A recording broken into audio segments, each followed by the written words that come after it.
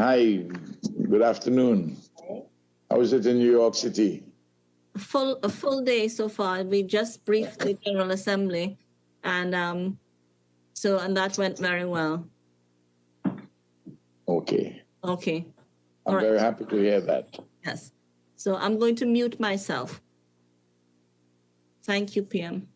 Thank you very much.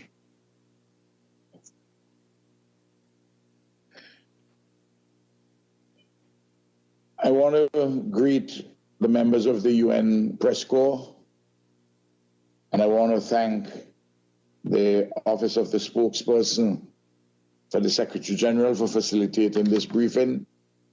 And of course, I want to thank our own permanent representative, Her Excellency Inga Randa King, for her work in this regard. As is known by all the members of the press, at the UN and here in the Caribbean, that yesterday, St. Vincent and the Grenadines assumed the presidency of the United Nations Security Council. It is a historic occasion, a moment for our country, and it comes on the heels of our 41st anniversary of our reclamation of independence in 1979. We're the smallest country ever to sit on the United Nations Security Council, and of course, assuming the presidency is an especial honor, and we are immensely proud to bring our unique perspective to the discussions and to make our contribution to the maintenance of international peace and security. Tomorrow at 8:30, tomorrow the 3rd of November, we will have a signature event, a very critical signature event of our presidency under the agenda item, Peace Building and Sustaining Peace, entitled Contemporary Drivers of Conflict and Insecurity. I will chair the meeting, and it will be broadcast live on the UN Web TV. We have a distinguished panel of briefers. Tomorrow, the Deputy Secretary General, Her Excellency Amina Mohammed, His Excellency Dr. Ibrahim Mayaki, the Chief Executive Officer of the New Partnership for Africa's Development, NEPAD, Sir Hilary Beckles, the Vice Chancellor of the University of the West Indies, and the President of ECOSOC, His Excellency Ambassador Muneen Akram, the Permanent Representative of Pakistan. In addition, we have some high-level participants from the Council members confirmed for the meeting, including His Excellency Mr. Othman Jarandi, the Minister of Foreign Affairs from Tunisia, Her Excellency Ms. Mariam Kitir, the Minister of Development Cooperation from Belgium, His Excellency Lord Tariq Ahmed of Wimbledon, the Minister of State for the Commonwealth, United Nations and South Asia of the United Kingdom Government, His Excellency Mr. Niels Annen, Minister of State in the Federal Foreign Office of Germany, His Excellency Mr. Lee Hoi Trung, the Deputy Minister of Foreign Affairs of Vietnam, and His Excellency Mr. Sergei Vershinin, the Deputy Foreign Minister of the Russian Federation. And I've been advised that the other council members, the People's Republic of China, South Africa, Estonia, Niger, the Dominican Republic, Indonesia, United States of America, and France, their respective permanent representatives will take the floor for that signature event tomorrow. The main points that we in St. Vincent and the Grenadines during our presidency would like to emphasize would be the following. First, we want to highlight climate change, development challenges, pandemics, and other drivers of conflict, including issues connected to poverty, desertification, and the like. St. Vincent and Grenadines wants to promote a coherent and whole system approach to addressing conflict. In this vein, we have invited the president of ECOSOC, as well as the chair of the Peace Building Commission, to two different meetings this month. Haiti is also a priority for us, and we are pleased that the police commissioner of the United Nations Stabilization Mission in Haiti, BINU, will brief us on Wednesday, November the 4th, on capacity building and gender responsive policing in the context of the annual United Nations Police Commissioners briefing to the UN Security Council. We also will continue what is in effect the role in presidencies of the Africa 3, the A3+1, the one being St. Vincent and the Grenadines from the African diaspora. We know that Niger held the presidency in September.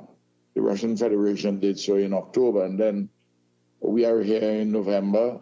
South Africa would be there in December, and Tunisia in January 2021. Our work program actually is quite full and includes meetings on important issues like Palestine, Lebanon, Syria, the report on the G5 Sahel Joint Force under the item Peace and Security in Africa, Somalia, and more. We'll also have important adoptions on the renewal of the mission in Central African Republic, the United Nations Interim Security Force for Abyei, which, as you know, is a disputed area between Sudan and South Sudan, and on the partial lifting of the arms embargo in Somalia, exceptions for humanitarian assistance and authorization to inspect vessels bound to and from Somalia, and civil society participation. That's very important to us.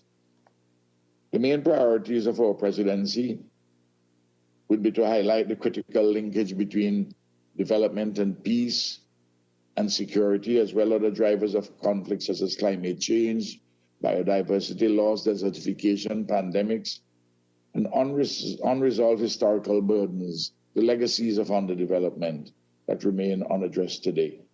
And these drivers, I reiterate, need to be addressed in a holistic manner with the United Nations main organs and the other United Nations bodies and agencies working together within their respective mandates. And a critical priority for us would be to conduct the work of the Council fairly, with due consultation with affected countries, all Council members, and with the necessary degree of transparency to the wider General Assembly membership, the media, civil society, and the global public at large. And we are hoping that the press would play an important part in this exercise. We are very proud to be part of the A3+1. And what we are doing here during this month of our presidency and our signature event, particularly tomorrow, we are building on the Niger signature event, which dealt with the humanitarian impacts of environmental degradation.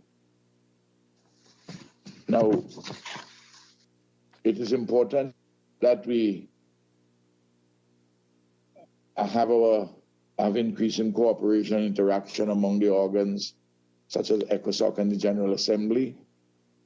And we are considering inviting them to meetings. And we have, as I've indicated, invited the president of ECOSOC to brief at our signature event. And we have invited the chair of the Peace Building Commission to meet on peace and security in Africa and to receive the G5 Sahel report.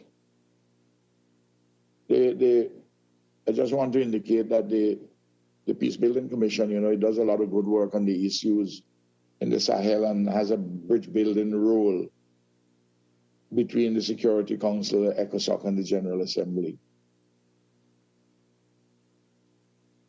We will, of course, make sure that you, the press, always we would be available, and our team would be available to speak with you. Our program of work for November was adopted this morning by consensus among Security Council members. And as I've indicated, we're going to do a lot of work during the UN Police Week. And we are not only addressing the issue with Haiti, but police commissioners also from the missions in the Central African Republic, Mali, and South Sudan.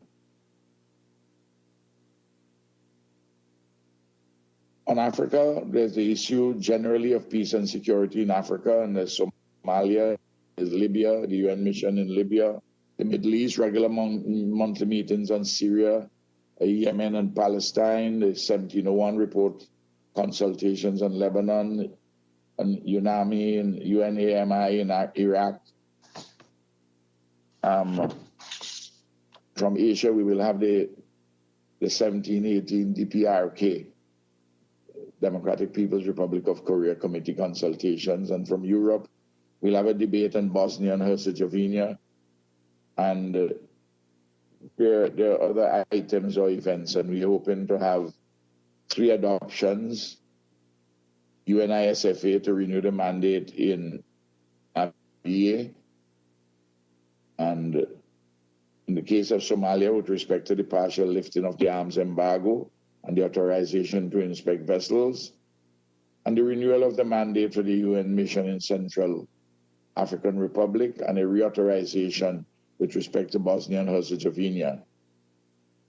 And we look forward to the Finnish workshop, which is planned by Finland annually to welcome the incoming 5 members of the Council. And when South Africa goes at the end of December, Kenya comes on board. We look forward very much to working with Kenya.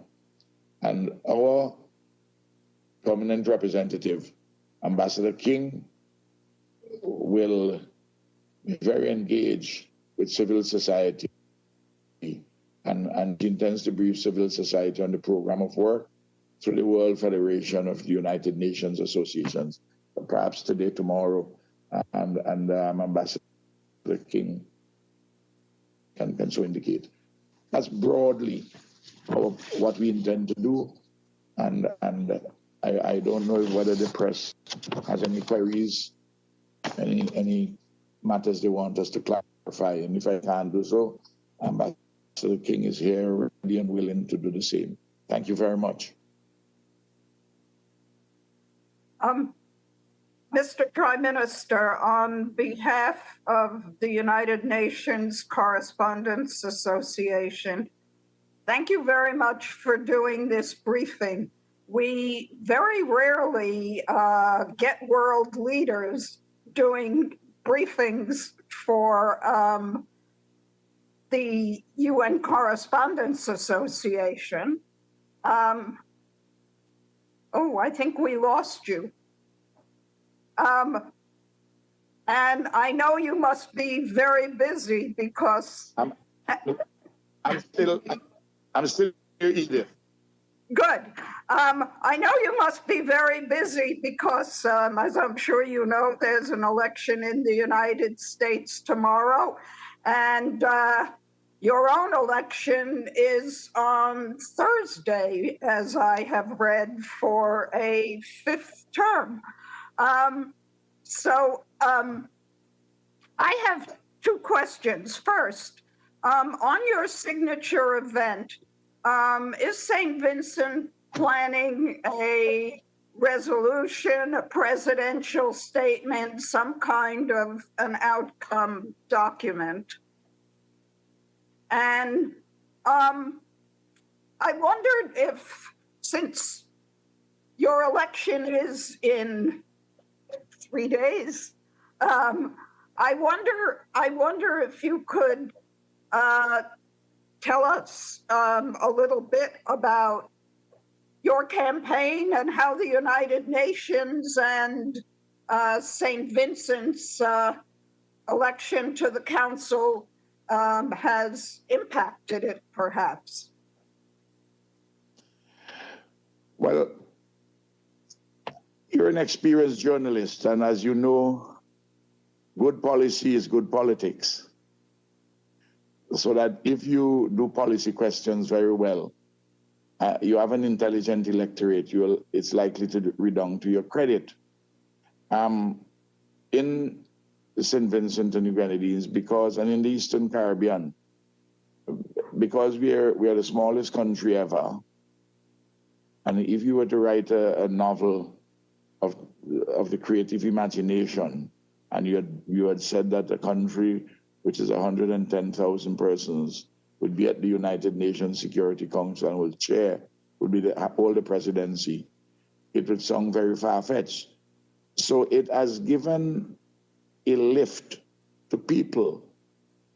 Students would meet me and they would say, Prime Minister, St. Vincent and the Grenadines at the Security Council tells me that though I, as a student, I as a person, I'm not better than anyone else. No one is better than us. And therefore, we are part of this global family, and it belongs to all of us.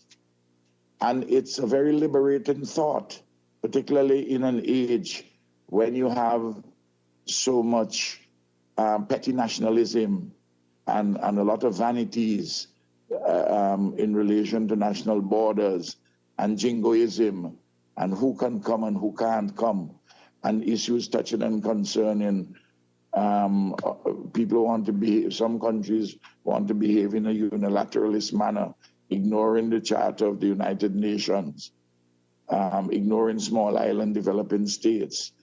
So all of these things come together and coalesce to give the people in the country a sense of lift.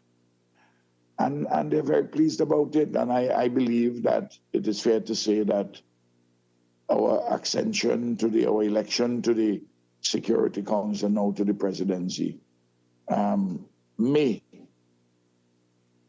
contribute to a favorable view that the people or sections of the population have of my prime ministership and our government's position. So this is the way in which I will answer you. In relation to the first part of your query, we are not actually planning an outcome document at this time, but it will be pursued during the course of the year. I will, of course, make a statement tomorrow at the signature event, which would, in a sense, encapsulate some of the central themes, some of which I have mentioned here to you today, Edith. I hope I have answered you adequately. Thank you very much. Thank you. Mr. Prime Minister, my name is Philippe Reiter from AFP. I have a question about special envoys. There is still no special envoy for Libya, Western Sahara, and Sudan. What are you going to do during this month to have a unity at the Security Council to get nomination for this job? Thank you. Well, first, in relation to Libya, let me say that St. Vincent and Grenadines, we are very pleased to see that there has been a ceasefire. And we await very much the wise counsel of the Secretary General in relation to the modalities for the maintenance of this ceasefire. And we are all always seeking to cooperate with other countries at the Security Council to see if we can take some of these conflicts away from big power politics and try to get good professional people to assist us in understanding better what is taking place and to have them play an important role in resolution and to report to us at the council to find appropriate solutions so that we are as anxious as you are to have the relevant appointments. Of course, things don't always happen in a unilinear manner. Sometimes you take zigzags, but we do get there. And we have to approach it all with a patience and a calm, even though these are matters of urgency.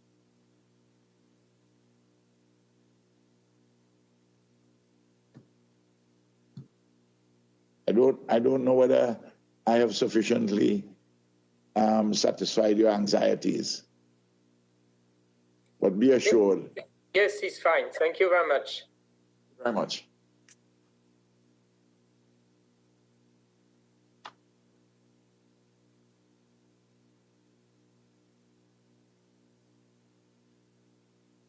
I want to say that I value this engagement with great, not just interest, but love, a genuine love.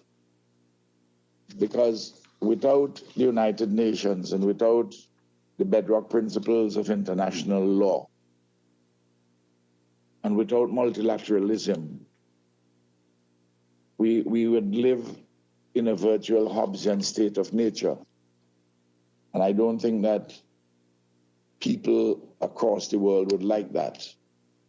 And in this pandemic world and the post-COVID world, a better world is possible, but this can only take place if all peoples work together, and nations have to own processes. And even though we own the processes, we nevertheless function within a frame of multilateralism and through the institutions, not of a world government, but through the institutions of the United Nations, where there's consensus building. There's so many things that humanity can achieve together. And as a small state, we just have to be striving for these matters.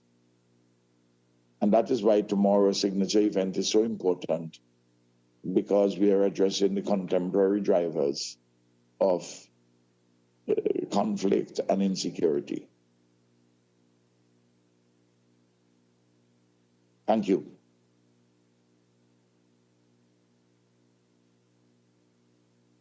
I'm grateful. Thank you very much. Thank you very much, Mr. Prime Minister.